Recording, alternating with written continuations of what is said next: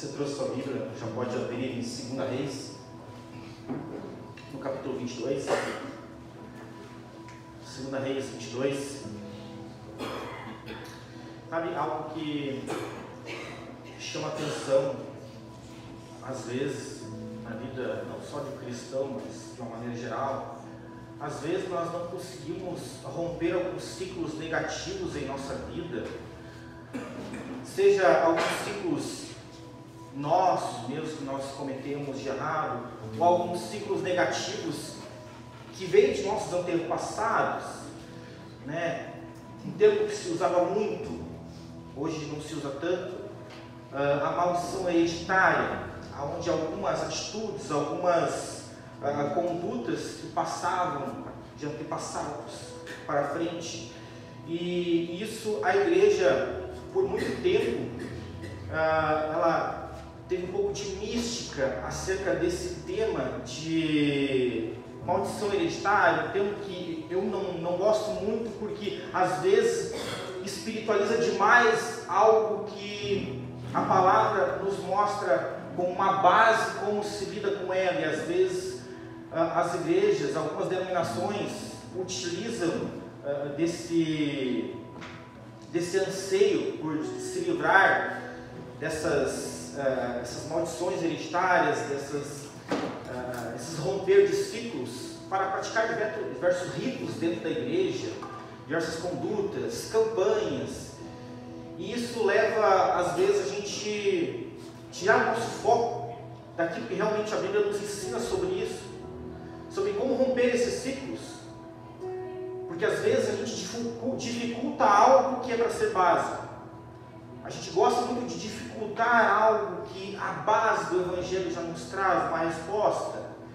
Então eu queria falar um pouquinho sobre esse assunto, e eu queria falar da vida de um jovem rei, que eu gosto bastante de falar, sempre quando eu tenho a oportunidade eu gosto de citar a vida desse jovem rei, Josias. Eu queria conversar um pouquinho sobre a vida, a trajetória dele, entender o que nós aprendemos acerca desse assunto através da vida dele. Amém? 2 Reis, capítulo 22, a partir do 1, diz o seguinte: Josias tinha 8 anos de idade quando começou a reinar, e reinou 31 anos em Jerusalém.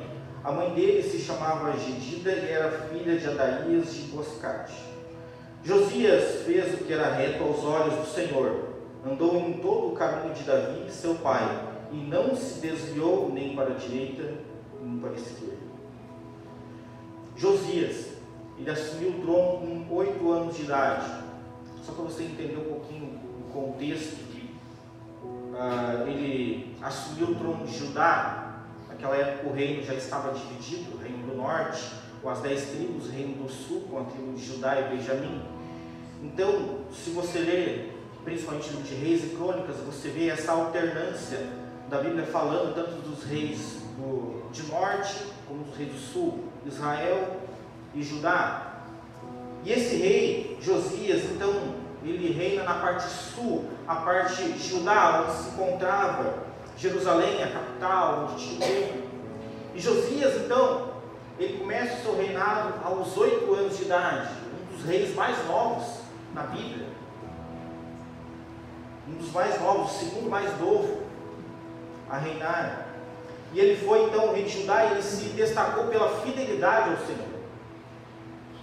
E apesar da sua herança familiar negativa, isso é um ponto muito importante, porque apesar da sua herança familiar negativa, ele é considerado um dos melhores reis de Judá. Na minha opinião, após a monarquia terminada por Salomão, ele foi o melhor rei de Israel, por tudo aquilo que ele representa. Seu pai era Amon e seu avô Manassés. Eles foram reis que fizeram o que era mal aos olhos do Senhor, mergulhando Judá em idolatria, injustiça e corrupção espiritual. Mas Josias, muito jovem, ele escolheu um caminho totalmente diferente. Para você entender um pouquinho sobre essa herança negativa de Josias, seu avô Manassés.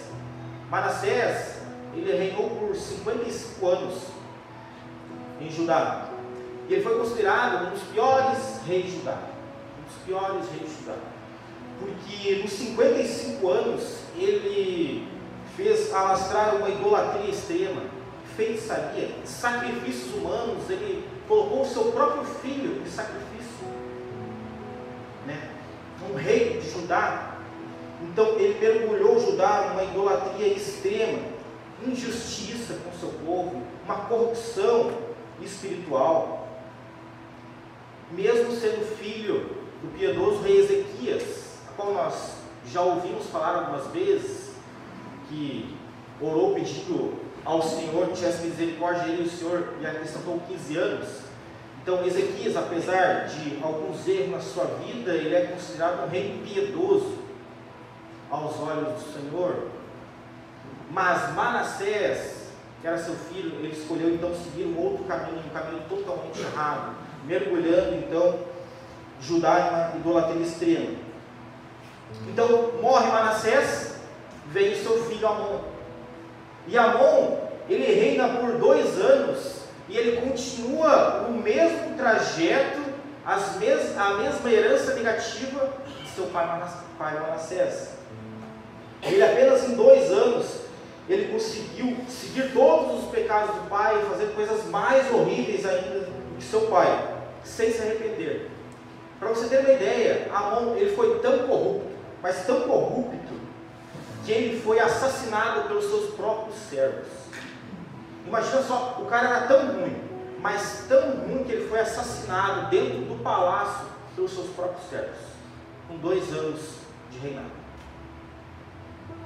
Então é nesse cenário que um jovem de 8 anos conviveu. 8 anos de idade, já sabendo que o seu avô havia morrido fazendo o que era ruim, e seu pai morre assassinado por ser tão ruim quanto o seu avô. Aos 8 anos de idade, ele assumiu o trono, porque seu pai foi tão ruim que seus próprios servos o assassinaram. Então é nesse cenário que ascende ao trono Josias aos 8 anos de idade. E aqui um primeiro ponto que nós já começamos a aprender na vida de Josias é que nós não somos prisioneiros do nosso passado familiar. Amém? Nós não somos prisioneiros do nosso passado familiar. Josias, ele tinha tudo para seguir a mesma herança negativa, traumas. Imagina só um jovem de 8 anos vendo seu pai morrer assassinado. Mas mesmo assim, a palavra diz que ele escolheu seguir um caminho diferente. Isso mostra então que cada um de nós pode escolher obedecer a Deus, independente do ambiente ao qual foi criado. Então não é uma desculpa para nós fazermos o que é errado, porque nós estamos inseridos em determinados ambientes, porque nós muitas vezes nos acomodamos em seguir algo que nós sabemos que é errado, mas por eu já estar inserido nesse ambiente, por eu já vir de repente de uma herança familiar negativa, eu continuo fazendo aquilo como uma desculpa. Mas todos já faziam isso, então eu continuo fazendo da mesma maneira. E isso acaba sendo uma desculpa para que nós não venhamos fazer uma diferença na nossa geração. Então Josias, como a palavra diz, ele escolheu um caminho diferente. Mas a questão é, como nós rompemos esse ciclo? É fácil? Com certeza não é fácil nós rompermos um ciclo negativo na nossa vida. Nós temos que ter isso em mente. E o segundo ponto é romper esse ciclo. E eu sei que pode parecer muitas vezes um clichê cristão, mas o primeiro ponto para nós vencermos esse ciclo é buscando a Deus. Isso é interessante, isso que pode parecer simples, mas não é. Buscar a Deus. 2 Crônicas 34, quando fala também da história de Josias, diz o seguinte, que no 8º ano do seu reinado, sendo ainda jovem, Josias começou a buscar a Deus, o seu pai Davi. Amém? Olha só, com 8 anos de reinado, aos 16 anos de idade, a palavra é muito clara e diz que Josias começou a buscar a Deus. Então, ele começou a buscar de uma maneira intencional, independente do cenário que ele estava vivendo, independente da herança negativa qual foi deixada para ele, ele começou a buscar a Deus. Ele começou a romper um ciclo. Então, muitas vezes a gente entende errado buscar a Deus. Nós achamos que buscar a Deus é simplesmente nós escutarmos alguns louvores, ouvirmos aos cultos. Mas isso não é buscar a Deus. Isso é uma consequência de eu buscar a Deus. É uma consequência de uma atitude que nós temos a partir da palavra. Então Josias, ele começa a buscar a Deus de uma maneira voluntária e de uma maneira intencional. Ninguém obrigou Josias. Muito pelo contrário, se ele seguisse fazendo aquele errado, todos achariam normal. Porque imagina, quase 60 anos, Judá caminhando no mesmo ciclo negativo, praticando idolatrias. Seria normal que o seu filho continuasse os mesmos passos do pai e do avô. Mas não, ele resolve fazer algo diferente. E ele resolve então mudar a partir da sua geração, para que fosse diferente. Então Josias, ele decide buscar a Deus de Davi. Então aos 16 anos ele começou a buscar a Deus de uma maneira intencional. Outro ponto, escolha o seu referencial para seguir. Josias, ele decidiu não repetir os erros do seu pai e do seu avô. Em vez disso, ele olhou para o exemplo de Davi e seguiu em obediência e fé. Ele rejeitou então os exemplos ruins que estavam ao seu redor e ele escolheu um modelo de fé a ser seguido. E para ele, o modelo de fé a ser seguido era Davi, o antepassado na sua árvore genealógica. E hoje, qual é o nosso modelo de fé a ser seguido? Nós temos um modelo de fé a ser seguido, que é Jesus. Veja que no Antigo Testamento, até o nascimento de Jesus, nós não tínhamos um modelo expresso a ser seguido. Nós tínhamos sim homens e mulheres de Deus que seguiam orientações vindo do próprio Senhor, mas não havia um modelo a ser seguido. Mas a partir de Jesus nós temos esse modelo. Ele é o filtro para nós vivermos uma vida em obediência, uma vida de fé. Mas não importa o legado de nossos antepassados ou o ambiente que nós nascemos e crescemos, em Jesus nós sim podemos começar a escrever uma nova história e não ficarmos presos a um legado deixado para trás, deixado para nós.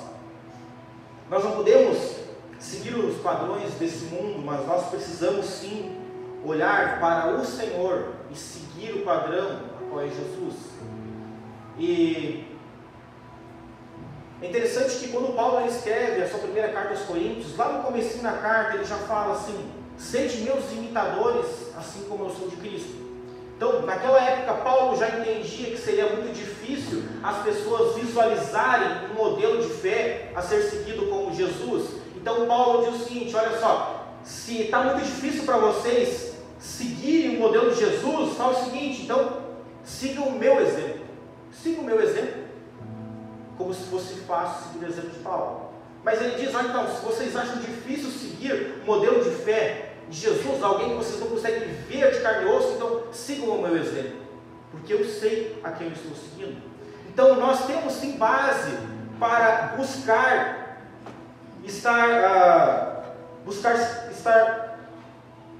buscando exemplos de homens e mulheres de Deus que realmente estão comprometidos em seguir a palavra, entendendo que o nosso modelo principal é Jesus, aquele que nós precisamos seguir. Mas sim, nós podemos olhar para homens e mulheres que seguem o caminho reto também. Nós podemos nos espelhar, nós podemos seguir exemplos também, porque Paulo nos dá essa base. Então nós temos que sim ter um referencial, e não é errado nós buscarmos referenciais na nossa vida, homens que realmente conseguiram vencer e buscar realmente seguir uma conduta parecida, mas nunca esquecendo que o nosso modelo de fé não pode ser um homem ou uma mulher, precisa ser Jesus. Mas eu busco em algumas pessoas alguns referenciais que nos ajudam a crescer em fé. E isso não é errado. E foi o que Josias fez. Ele seguiu um referencial. E qual foi o primeiro referencial que ele tinha para seguir? Era Davi. Então, ele não tinha um referencial de seu pai, seu avô, para seguir de fé. Então, ele buscou quem? Buscou Davi. Não, eu vou escolher um referencial para seguir o que é correto. Então, ele buscou os exemplos de Davi e começou a trabalhar um agir diferente na sua vida. Começou a fazer a diferença na sua vida. Ele rejeitou tudo que naquele ambiente estava oferecendo para ele, que ele poderia sim seguir aquilo que estava errado, as pessoas poderiam até achar normal, mas ele quis fazer algo diferente sobre a sua vida e principalmente sobre a sua geração, sobre o seu legado. Amém? Então ele escolheu um referencial a ser seguido. Terceiro ponto, a transformação ela vem pela palavra de Deus. Vem pela palavra de Deus. Então, primeiro, nós buscamos a Deus. E mais uma vez, buscar a Deus é ter atitudes, é ter movimentações certas. Às vezes nós não queremos ter algumas movimentações e achamos que simplesmente estando no ambiente eu já estou buscando a Deus. Mas buscar a Deus é você ter movimentações em prol do reino.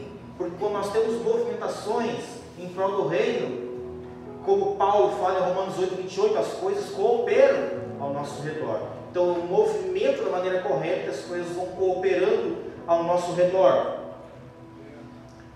Então Josias, ele escolhe então seguir o caminho de Davi, mesmo sem saber qual é esse caminho. Porque é interessante porque nessa época havia o templo em Jerusalém, havia alguns sacerdotes, haviam pessoas tementes a Deus, mas a lei, a leitura, os ensinamentos, eles já não estavam impregnados no povo, porque a idolatria ela acabou sufocando toda a palavra de Deus, os ensinamentos. Então até Josias não sabia muito bem por onde começar, ele só sabia que ele queria seguir o exemplo de Davi, ele queria fazer algo bom, e ele começou a fazer algo. Então, ele começou a fazer algo. A partir do verso 13, quero continuar lendo com você. No 18º ano de seu reinado, o rei Josias mandou o escrivão Safã, filho de Asaías, filho de Mesulão, à casa do Senhor, dizendo: vá pedir ao sumo sacerdote Ilquias que conte o dinheiro que foi trazido à casa do Senhor, o qual os guarda na porta e ajuntará o povo. Olha só, e que esse dinheiro seja entregue aos que dirigem a obra e têm o seu encargo à casa do Senhor, para que paguem aqueles que fazem a obra na casa do Senhor, para que reparem os estragos do templo, aos carpinteiros, aos construtores, aos pedreiros, e que comprem madeira, pedras lavradas, para que reparem os estragos do templo. Mas não é necessário que prestem contas do dinheiro que lhe foi entregue, porque são honestos. Então o sumo sacerdote Ilquias disse ao escrivão: achei o livro da lei na casa do Senhor. No verso 10 diz o seguinte: depois o escrivão Safã anunciou ao rei: o sacerdote Ilquias me entregou um livro. E Safã o leu diante do rei.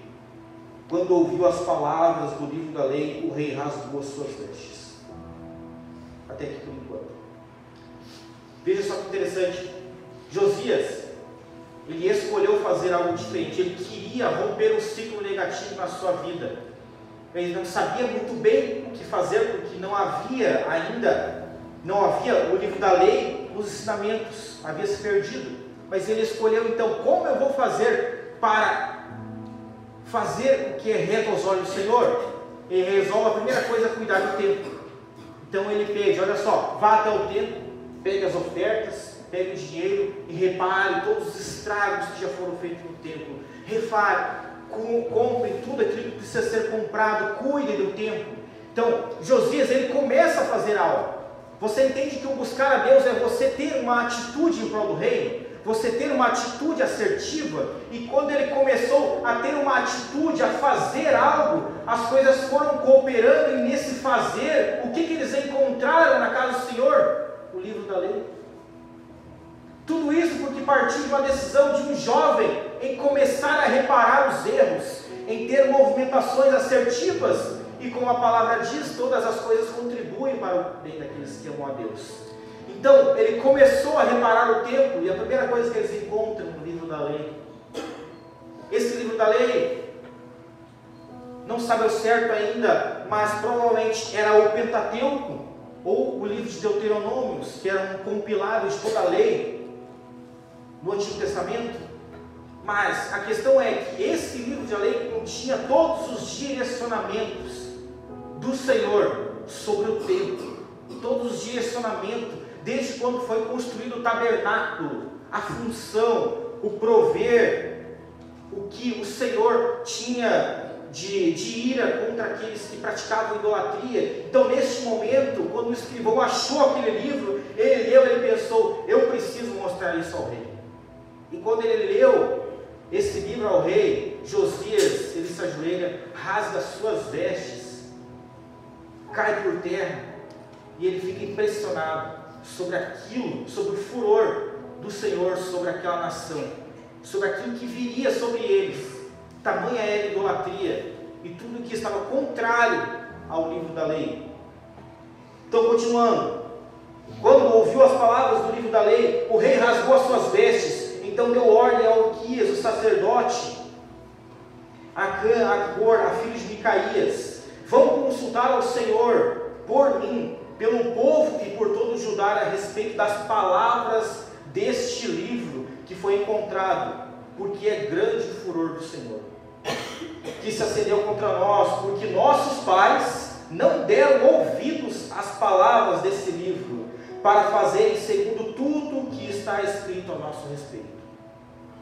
Assim diz o Senhor, Deus de Israel, a resposta que foi entregue a ele: digam ao homem que os enviou a mim, assim diz o Senhor, eis que trarei desgraça sobre este lugar e sobre os seus moradores, a saber, todas as palavras do livro do rei de Judá, que o rei de Judá leu, por terem me abandonado e queimado incenso a outros deuses, para provocarem a ira com todas as obras das suas mãos.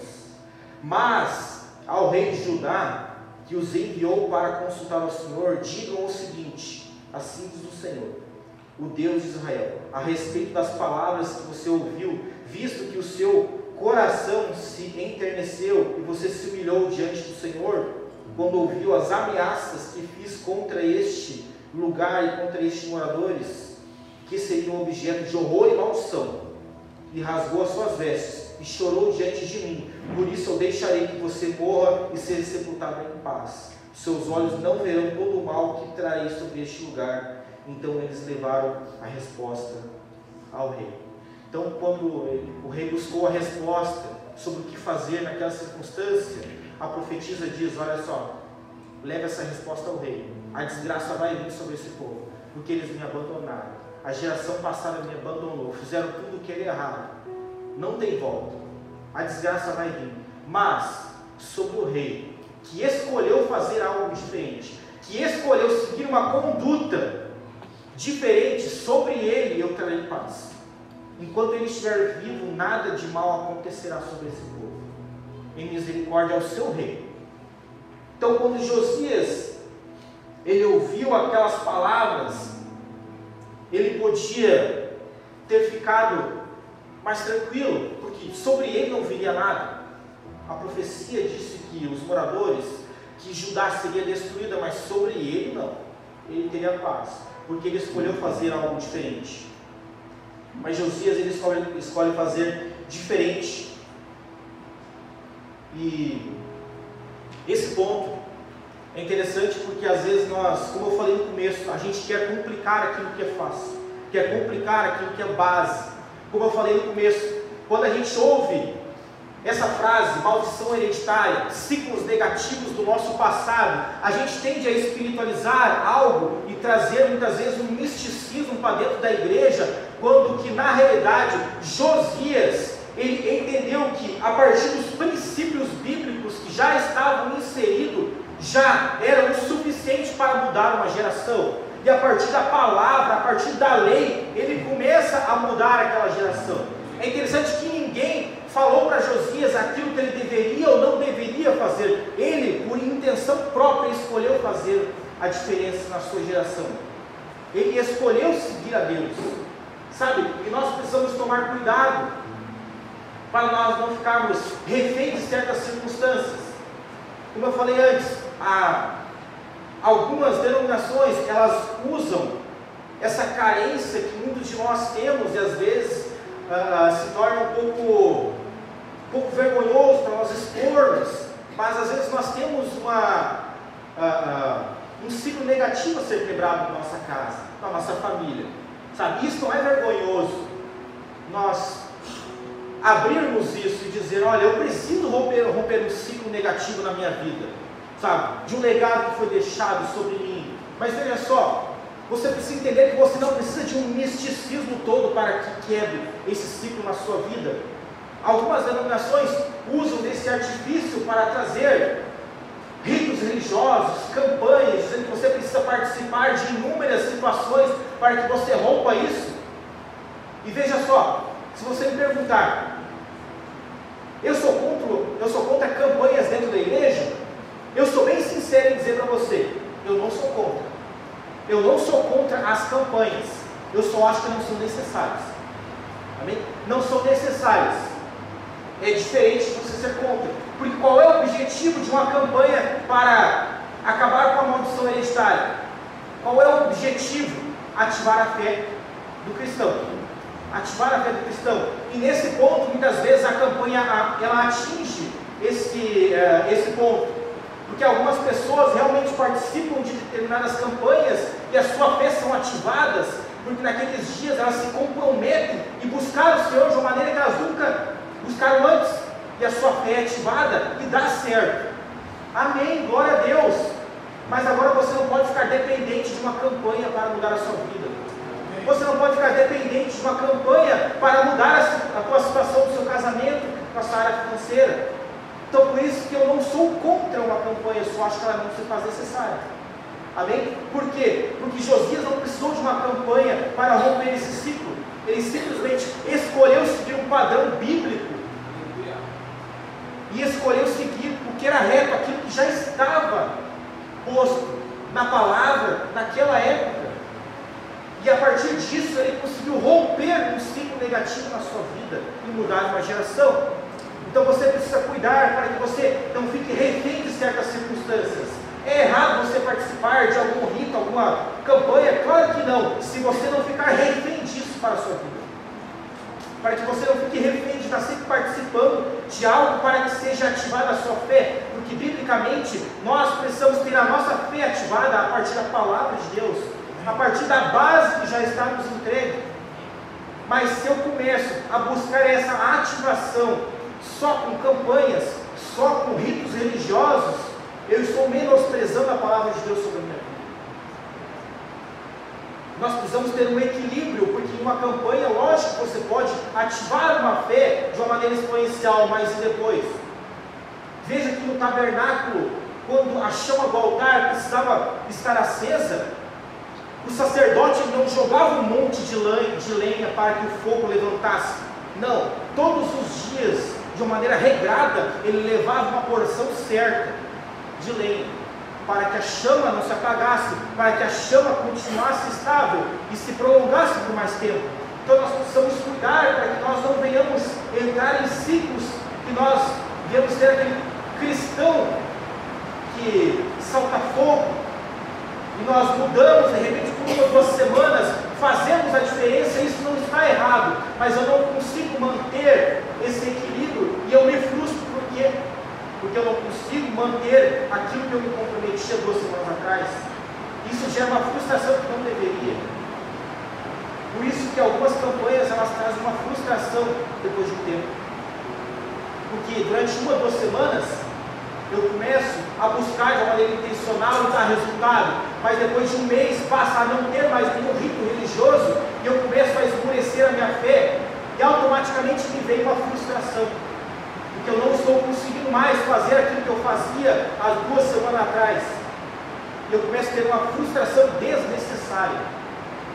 Primeiro, porque eu não preciso de algo para movimentar a minha fé. Amém? Minha fé precisa ser constante. Então Josias, através da palavra do Senhor, ele começa a fazer então uma transformação. Uma transformação. Ele se humilhou diante do Senhor.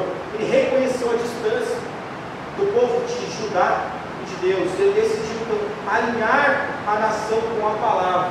Então, a partir desse momento, Josias entende: nós precisamos fazer algo diferente. Ele não se limitou a apenas ele estar salvo. Ele queria fazer algo em prol do seu povo, em prol da sua nação. Ele não foi egoísta. Ele queria mudar não a sua vida, ele queria mudar a sua geração. E às vezes nós somos um pouco egoístas e queremos mudar apenas a nossa vida, mas nós precisamos ansiar em mudar a nossa geração, mudar aqueles que vão vir após nós. Josias, ele se preocupou no seu legado, a qual ele estaria deixando os seus filhos, os seus netos, o seu povo. Ele se preocupou com o seu legado. Ele não foi egoísta. Ele queria mudar realmente o seu legado. Então ele começa então a fazer uma reforma religiosa em Judá. A maior reforma que já houve na Bíblia, sem dúvida alguma. A maior reforma já foi feita. No capítulo 23, eu não vou ler porque é bem extenso, mas Josias então, a partir desse direcionamento do Senhor, ele começa então a destruir os altares, imagens pagãs. Ele começa a destruir todos os locais de adoração pagã em Judá, em Jerusalém, incluindo altares, postes de deuses, imagens de ídolos. Ele começa então a purificar o templo. Ele restaurou o templo, restabeleceu as funções dos sacerdotes, ordenando que celebrassem a Páscoa de acordo com a lei. Ele restaurou uma adoração ao Senhor novamente. Josias buscou restaurar a adoração exclusiva ao Senhor, incentivando o povo a abandonar os cultos pagãos e a seguir a lei de Moisés. Então Josias, a palavra diz que ele ficou 18 anos, aproximadamente 18 anos, fazendo uma reforma do seu povo. Imagina só, 18 anos ele ficou fazendo uma reforma. Tamanha era o poço de idolatria que havia sido deixado pelo seu pai e sua avó. Imagina 60 anos dando crédito a toda a idolatria pagã. Então Josias ficou aproximadamente 18 anos fazendo uma reforma em Judá, para que realmente o povo se voltasse ao Senhor naquele momento. E a palavra diz que ao final dos 18 anos, em 2 Reis 23 também, fala que ao final desses 23 anos, desses 18 anos, Josias, ele celebrou a Páscoa. E olha só o que a palavra diz: o rei deu ordem a todo o povo dizendo: celebrem a Páscoa do Senhor, o Deus de vocês, como está escrito no livro da aliança. Daí o complemento: porque nunca se celebrou uma Páscoa como esta, desde os dias de juízes que julgaram Israel, e nem durante os dias dos reis de Israel, nem nos dias dos reis de Judá. Mais para frente, no 25, antes de Josias não houve rei que lhe fosse semelhante, que se convertesse ao Senhor de todo o coração, de toda a sua alma e com todas as suas forças, segundo toda a lei de Moisés. Depois dele, nunca se levantou outro igual em Judá. Então Josias, ele literalmente muda a sua geração, muda o seu legado. Ele não se preocupou, não se apegou a tudo aquilo que havia sido deixado pelo seu pai, seu avô. Ele quis fazer a diferença, ele quis mudar a sua geração. E o que nós aprendemos com Josias é que nós precisamos entender que o Senhor sempre estará levantando Josias em nossa geração para restaurar algo que foi corrompido. Nós precisamos de uma vez por todas entender: nós não somos prisioneiros de uma herança negativa deixada pelos nossos pais, pelos nossos avós. Uma coisa que eu quero frisar muito bem com você é o seguinte: Quando nós falamos em ciclos negativos, em maldição hereditária, não é para nós apontarmos o dedo para trás sobre nossos pais, sobre nossos avós, apontarmos o dedo dizendo que eles estavam errados, apontar o dedo dizendo que nós estamos passando por causa deles. Sabe por quê? Porque de repente eles não tiveram o mesmo ensinamento que nós estamos tendo. Então é muito fácil hoje nós apontarmos para trás o dedo. Mas o próprio Jesus diz: cuide para que você não fique olhando o cisco do olho do teu irmão quando você está com a trava no olho. Nós precisamos usar essa referência negativa para romper o ciclo a partir de nós, para que nós pegarmos seja a diferença, para que nós venhamos fazer a diferença, amém? E não ficarmos presos e apontando o dedo para o passado, amém? Nós temos que mudar, porque o primeiro ato que nós temos como base de conversão é o batismo, e o batismo é um simbolismo de uma nova vida em Cristo Jesus, porque Cristo, Ele morreu e ressuscitou para a vida eterna a qual nos aguarda. E quando nós nos batizamos, nós estamos simbolizando essa nossa fé em Cristo. Nós estamos morrendo para uma velha vida. Então eu morro para uma velha vida e eu renasço para uma nova vida em Cristo Jesus. Então toda a maldição hereditária, meu irmão, já foi paga na cruz. Você não precisa ficar perdendo tempo com isso. Basta você tomar posse e seguir uma nova conduta em Cristo Jesus. Você não precisa que algo seja rompido. Você precisa seguir o caminho a qual já foi posto na sua vida. Você já é uma nova criatura em Cristo Jesus. E nós nos prendemos em rituais religiosos, sendo que Jesus já fez o maior ato de salvação conosco. Já levou tudo na cruz. E nós estamos sempre querendo fazer algo para que por nossas mãos algo seja rompido, algo seja descartado de nossa vida. Mas Jesus, Ele já descartou tudo que era de ruim, toda a maldição da nossa vida. Acontece que eu e você muitas vezes não tomamos posse desse sacrifício, não damos crédito ao sacrifício de Jesus na cruz por nós. Nós não damos crédito. E nós achamos que se nós fazermos algo diferente, eu por mim mesmo consigo me livrar de uma maldição, de um ciclo negativo. Mas assim como Josias, ele fez, nós precisamos fazer. Realmente parar, dobrar o nosso joelho e dizer: não, eu vou fazer a diferença. A minha geração vai fazer a diferença. Eu vou seguir o exemplo correto, seguir o exemplo de Jesus. Se eu tenho um referencial para seguir, eu posso seguir um referencial na minha vida secular, mas o meu referencial principal é Jesus. Então eu preciso seguir um referencial para mudar a minha vida. E eu creio que Deus, Ele vai sim levantar mais Josias que irão restaurar uma adoração verdadeira na nossa igreja, uma adoração verdadeira na nossa casa. De uma vez por todas, trazer uma transformação espiritual. Às vezes é necessário uma reforma, uma transformação espiritual na nossa casa, no nosso casamento. Nós precisamos de uma vez por todas, assim como Josias, fazer uma reforma espiritual no nosso casamento. Deixar que palavras negativas não venham entrar sobre nós.